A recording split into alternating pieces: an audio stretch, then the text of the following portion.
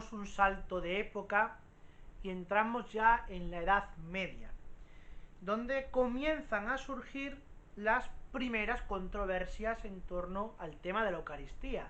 Si Cristo está presente, si no está presente, y si está presente, ¿cómo está? Esa es la gran pregunta a la que van a intentar responder varios teólogos.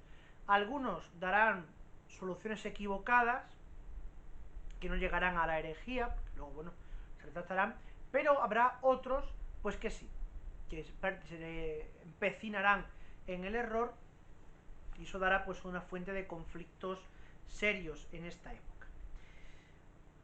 Hasta ahora, la presencia real de Jesucristo en el pan y en el vino, bueno, pues ha sido algo pacíficamente aceptado y que no se ha puesto en cuestión, como hemos visto en las épocas precedentes.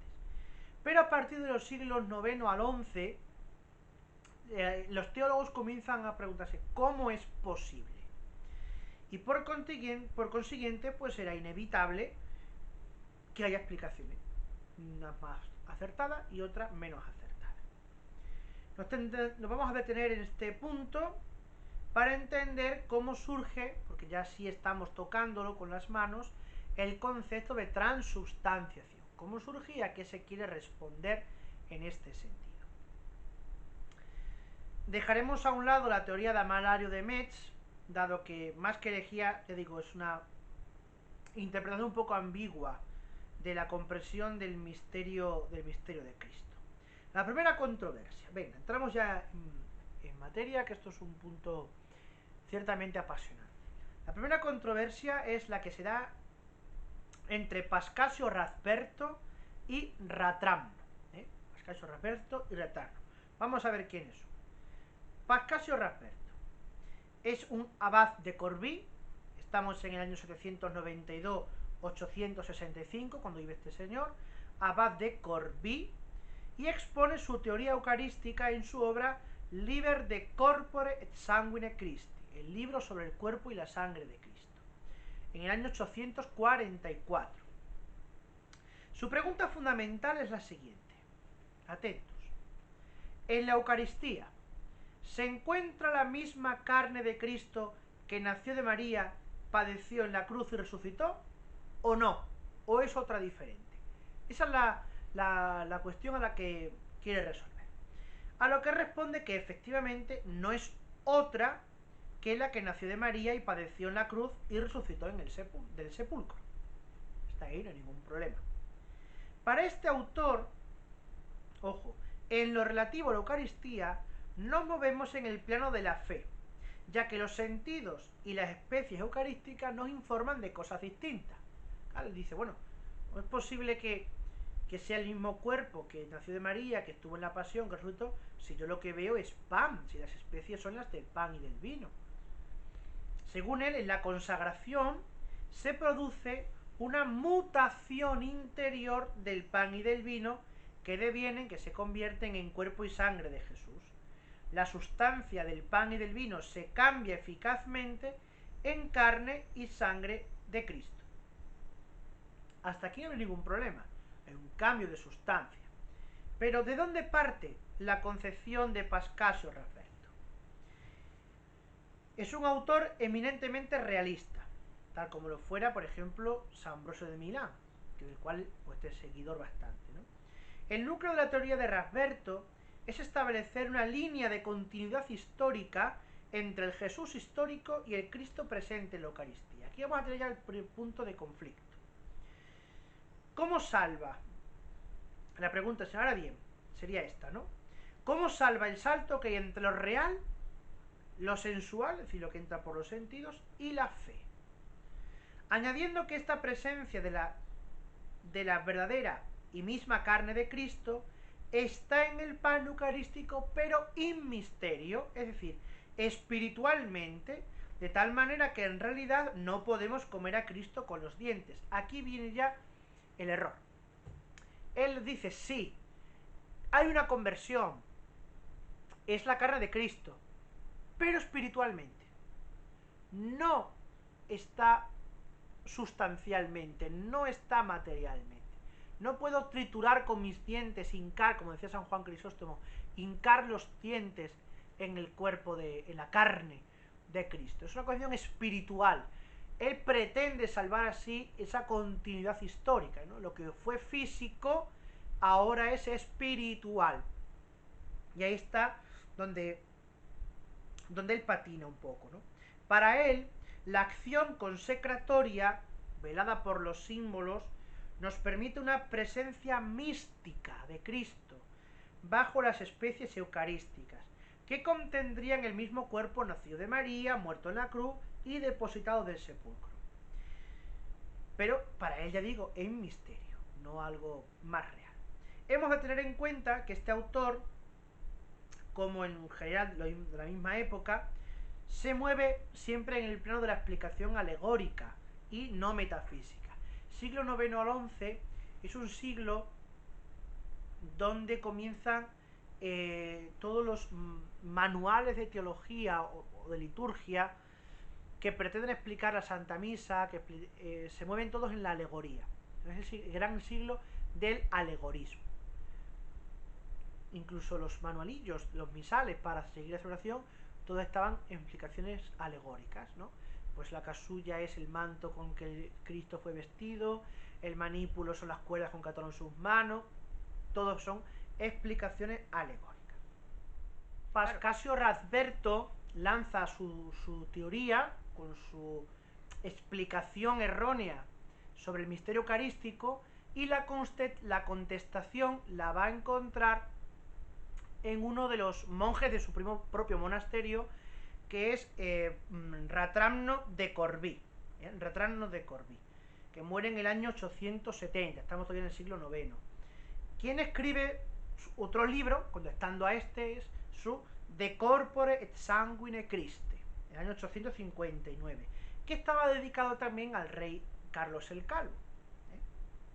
Bien, este autor, que quiere contestar a que ha sido su abad, va a plantear una doble pregunta, muy parecidas a la de Pascasio Radberto, que dice, primero, en la Eucaristía, ¿ocurre todo abiertamente o bajo el velo de los símbolos?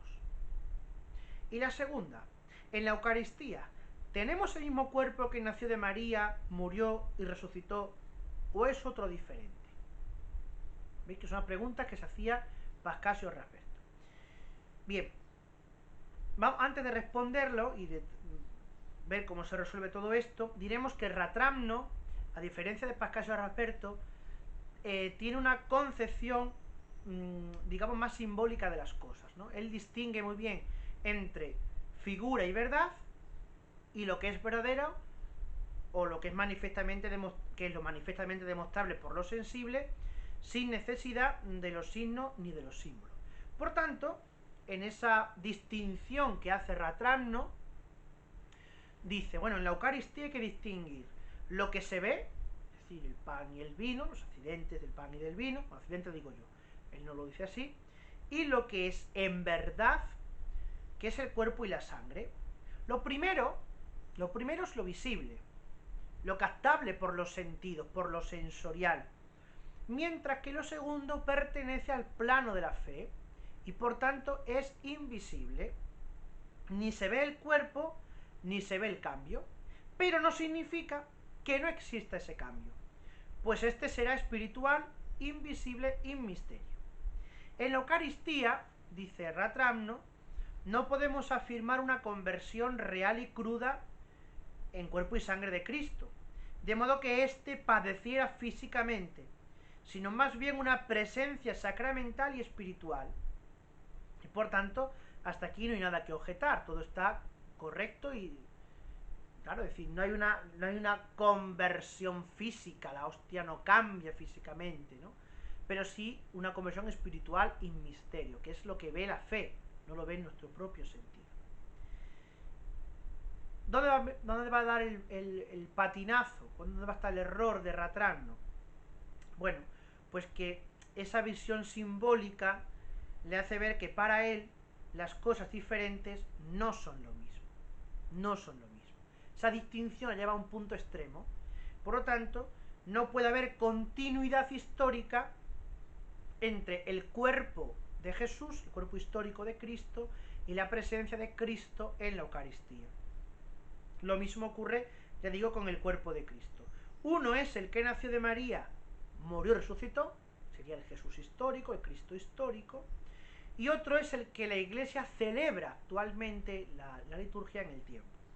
Son dos cuerpos diferentes.